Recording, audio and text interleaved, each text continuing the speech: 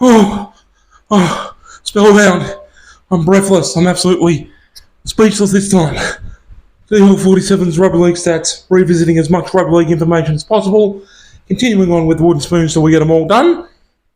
Well, this time the 1943 wooden spoon in Australian Rugby League, and I do believe I said in 1942 wooden spoon, which you'll find the video for if you scroll through this channel.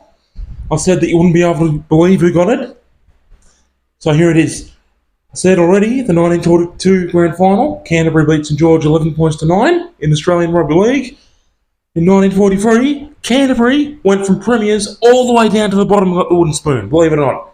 From first to last, from first down to 8th place in 1943, and even Western Suburbs, who I've been mentioning recently, even Western Suburbs finished ahead of Canterbury in second last. Only on for and against, but still, it was enough to give Canterbury the spoon. Absolutely unbelievable. And even more disappointingly for Canterbury, they played the usual 14 games in 1943, winning just 3 and losing 11.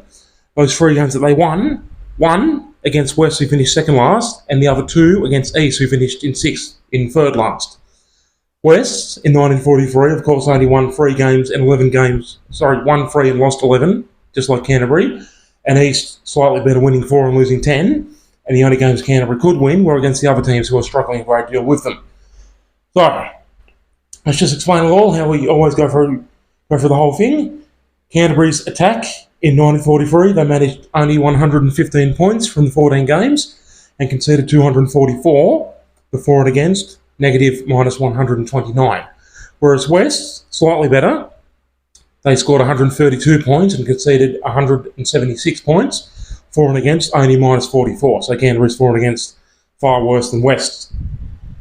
And even more baffling, I find it quite baffling, because Canterbury were doing so well up until 1943. The top try and point scorer for Canterbury in 1943, the top try scorer Edgar Newham, he only got 4 tries, and he was an outstanding player for them. He, of course, was part of the 1938 Canterbury team that beat East 19 points to 6 in the 1938 Grand Final, and of course the 1942 team as well that beat St George 11 points to 9 and won that premiership. And he, throughout his career for Canterbury, he was one club player, only played for Canterbury. Throughout his career for them, he managed 55 tries, but only 4 of them, only 4 of those 55 tries in 1943. And the top point scorer, Lynn Johnson was his name, usually a reasonably prolific point scorer. He got no tries and only 16 goals for 32 points. So, wow. Yes. From on top of the moon to all the way down rock bottom, all the way down. Absolutely unbelievable. And even more astoundingly, even more quirkily, more eerie coincidentally, Canterbury actually started and finished the 1943 season on the right foot. We always go through every wooden spoon team's most embarrassing moment. The moment in the sun first, and then the most embarrassing moment. So the moment in the sun, the fact that in round 1 and in round 14, I already said that they beat East twice. So in 1943 round 1, they beat East 16 points to 8, and then in round 14, they beat East 13 points to 10. So they bookended the season properly, just the 12 games in the middle. They obviously lost 11 of those 12. So the moment in the sun, round 1 and round 14 win over East. Not that it ended up mattering too much, because they got the spoon anyway.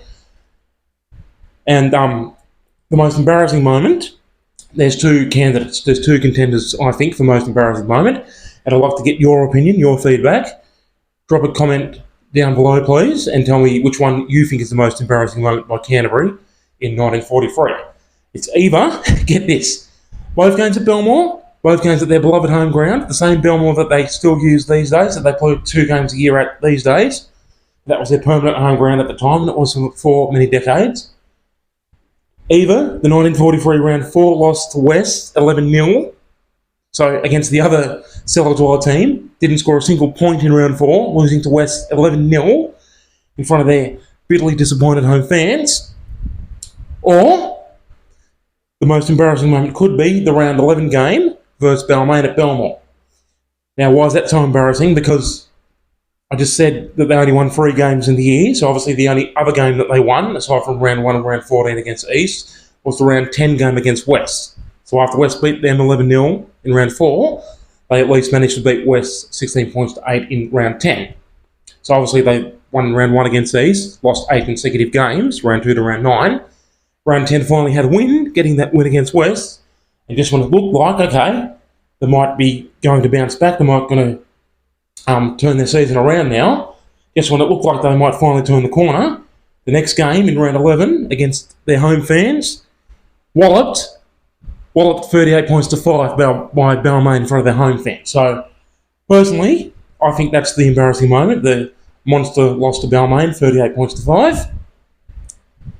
That's my personal opinion, but I'd like to know your feedback. So drop a comment down below. Do you think the round 4 lost to West 11 points to 0, or the round 11 lost to Balmain 38 points to 5 is more embarrassing for Canterbury in 1943? There you go. And like I said, just when you think it can't get any more twisted, any more strange, if you watch the next video, which is coming up really soon, coming up in 2 days actually, the 1944 wooden spoon is Canterbury again, believe it or not. So after being premiers in 1942, back-to-back wooden spoons in 1943 and in 1944, and a little sneak preview of 1944, they played their usual 14 games Canterbury, and this time they won 3, lost 10 and drew 1, so only marginally better than 1943, but they still got the wooden spoon anyway. Well, so there you go, your boy Leo47 handling that business, popping off AM PM on the grind all day for real. Thank you for watching this video all the way to the end if you're still watching, so that way you didn't miss any essential rugby league information. And I'll be back real soon to 1944 wooden spoon, also Canterbury. Toodaloo.